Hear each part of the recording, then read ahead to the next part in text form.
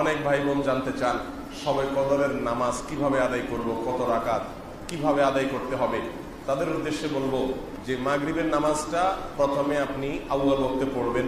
মেয়ে মানুষ হলে বাসায় নিজের জায়গা, পুরুষ হলে জামাতের সাথে ইফতার খেতে গিয়ে যেন জামাত ছুটে না যায়, তাকবীর না ছুটে, সেদিকে খেয়াল করে আপনি যদি চান যে শবে কদরের নামাজ আপনি পড়বেন, তাহলে আপনাকে এই কাজটা করতে হবে। অর্থাৎ ইফতার করে দ্রুত এসে মাগরিব একবারে ইমামের সঙ্গে প্রথম তাকবীরের সাথে নামাজ পড়তে হবে। মেয়ে মানুষ হলে বাসায় প্রথম ওয়াক্তে সুন্দর করে ধীরস্থিরতার সাথে মাগরিব পড়তে হবে। শবে কদরের নামাজ শুরু হয়ে গেছে কিন্তু মাগরিবের মাধ্যমে। মাগরিব হয়ে গেল, মাগরিবের পরে সুন্নাত পড়েন, নফল পড়েন ধীরস্থিরতার সাথে, এবং এশার আগে বা সারা রাতের ভিতরে আর ঘুমাবেন না। এশার নামাজ জামাতের সাথে পড়েন, তারাবির নামাজ পড়েন খুব ধীরস্থিরতার সাথে, খুব আস্তে আস্তে, যতটা কোয়ালিটি মেনটেন করা যায়, যতটা সৌন্দর্য সৃষ্টি করা যায় পড়ার চেষ্টা করেন। এবং তারাবির নামাজের পরেও যত সম্ভব একবারে ফজরের আগ পর্যন্ত দুই দুই রাকাত করে সলাতুল লাইলি মাসনা মাসনা, রাসূল আকরাম সাল্লাল্লাহু আলাইহি ওয়াসাল্লাম বলেছেন রাতের নফল নামাজ হবে দুই রাকাত করে। অতএব আপনার শবে কদরে যে নামাজ পড়বেন আপনি সেটা দুই রাকাত করে হবে। নির্দিষ্ট কোনো রাত লাইলাতুল কদর হবে এটা যেহেতু ঠিক নাই, অতএব শেষ 10টি রাতের প্রত্যেকটা রাতেই, সেটা 27 রমজান রাত হতে পারে, 25 হতে পারে, 23 হতে পারে, 21 হতে পারে, 29 হতে পারে, প্রত্যেকটা রাতেই আপনি এই দুই রাকাত করে নফল নামাজ যতটুকু তৌফিকে কুলা পড়বেন, সম্ভব হলে সারা রাত জেগে থাকবেন এবং সারা রাতই এই দুই রাকাত করে যত বেশি পারেন বেশি সংখ্যক নামাজের মধ্যে কাটাবেন। নফল নামাজ বিশেষ কোনো নিয়ত নাই, লাইলাতুল কদর নামাইতে অমুক টমুক এরকম কোনো বিশেষ নিয়ত নাই। আল্লাহু আকবার বলে নিয়ত বেঁধে আপনি তাহাজ্জুদ পড়তেছেন, এই নিয়তে বাস নিয়ত বেঁধে হাত বেঁধে এরপরে আপনি সূরা ফাতিহা পড়ে, সাথে নির্দিষ্ট কোনো সূরা নাই যে লাইলাতুল কদরে অমুক সূরা এতবার পড়তে হবে। অনেকে আপনাকে বলবে লাইলাতুল কদরে এত রাকাত, প্রথম রাকাতে সূরা ফাতিহার পরে সূরা ইখলাস এতবার, দ্বিতীয় রাকাতে অমুক সূরা এতবার। এগুলো সবগুলা মন গড়া কথাবার্তা, কোরআন এবং হাদিসের কোনো জাল হাদিসে এরকম কোনো কথাবার্তা নাই, এগুলো সম্পূর্ণ ভুয়া ভিত্তিহীন। সাধারণ মানুষ যেহেতু দিন সম্পর্কে জানে না, তাদেরকে অনেকে বিভ্রান্ত করে এসব বলে। আপনি শবে কদরের নামাজ কিভাবে পড়বেন সেটা বলছি আমরা। দুই রাকাত করে পড়বেন, যে কোনো সূরা দিয়ে পড়বেন। সূরা ফাতিহার পরে দুই রাকাত করে আপনি 10 রাকাত পড়েন, 8 রাকাত পড়েন, 6 রাকাত পড়েন, স্বাধীনতা আপনার। তবে রাকাতগুলো হবে অত্যন্ত লম্বা দৈর্ঘ্যের সাথে। প্রত্যেকটা রাকাতে খুব দীর্ঘ সময় নিয়ে পড়বেন। সূরা ফাতিহা আস্তে আস্তে পড়বেন, একটা আয়াত পড়ে থামবেন, আরেকটা আয়াত পড়বেন, আস্তে আস্তে পড়বেন। সূরা ফাতিহার পরে যত লম্বা সূরা মুখস্থ আছে আপনার সেটা পড়বেন। একবারে যদি মনের চাহিদা না মেটে তো আবার পড়েন, একই সূরা 2 বা 3 বার পড়েন, সমস্যা নেই। 4-5টা সূরা এক রাকাতে পড়েন, অসুবিধা নাই। আলাম তারা থেকে নাস পর্যন্ত এক রাকাতে পড়ে ফেলান, কোনো অসুবিধা নাই। আপনার রাকাত লম্বা করা দরকার, দীর্ঘ রাকাত করেন।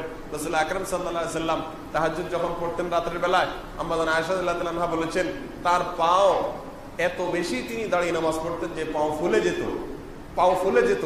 তখন তাকে জিজ্ঞাসা করলাম, ইয়া রাসূলুল্লাহ, আল্লাহ তো আপনাকে মাফ করে দিয়েছেন, আপনার পিছনের সমস্ত গুনাহ মাফ হয়ে গেছে, তাহলে আপনি কেন এত কষ্ট করেন?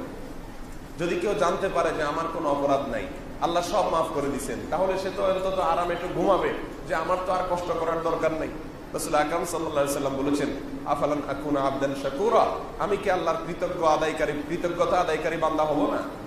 আল্লাহ আমাকে গুনাহ মাফ করে দিয়েছেন এই কথা যদি আমি জানতে পারি, তাহলে তো আমি আরো বেশি শুকর আদায় করবো আল্লাহ তাআলা।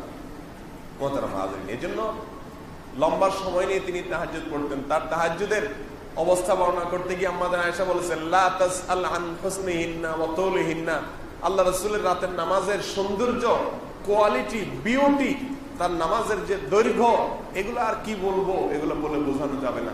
যখন দাঁড়িয়ে কেরাত পড়তেন মনে হয় তিনি আর জীবনে রুকুতে যাবেন না, এত কেরাত পড়তেন, এত লম্বা সময় ধরে পড়তেন। যখন রুকুতে যেতেন এত তাসবিহ পড়তেন মনে হয় আর মাথা জীবনে উঠাবেন না। যখন মাথা উঠাতেন দাঁড়িয়ে আল্লাহ প্রশংসা শুরু করতেন মনে হয় আজ সেজদা যাবেন না। সেজদা গেলে সুবহান রাব্বিল আলা বলতে বলতে আল্লাহর প্রশংসা করতে করতে এত মজা পাইতেন, আল্লাহকে সামনে পেয়ে আল্লাহর প্রশংসা করে আর মনে হয় সেজদা থেকে উঠবেন না। হাদিসে আসছে রাসূল করিম সাল্লাল্লাহু আলাইহি ওয়াসাল্লাম বলেছেন, বান্দা যখন সেজদায় যায় তখন আল্লাহর সবচেয়ে কাছে চলে যায়। কেউ যদি চায় আল্লাহর আরশের দুয়ারে গিয়ে, আল্লাহর রহমতের চৌকাঠে গিয়ে, আল্লাহর আরশের দরজায় গিয়ে আল্লাহর কাছে সঙ্গে সঙ্গে মুখোমুখি হয়ে আল্লাহর কাছে চাইবে, তাহলে তার জন্য একমাত্র উপায় হলো সেজদায় গিয়ে চাওয়া আল্লাহর কাছে। সেজদায় গিয়ে চাওয়া।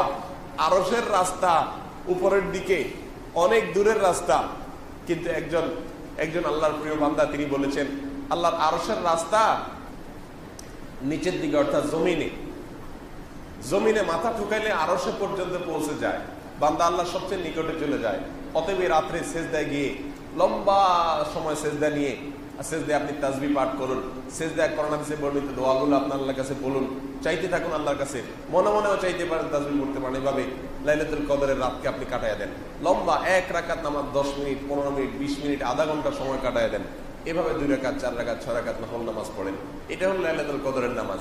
বিশেষ কোনো সংখ্যা ঠিক করা হয় নাই, এত রাকাত পড়তে হবে, এই সূরা এতবার পড়তে হবে, এরকম কোনো নির্দিষ্ট করা হয় নাই।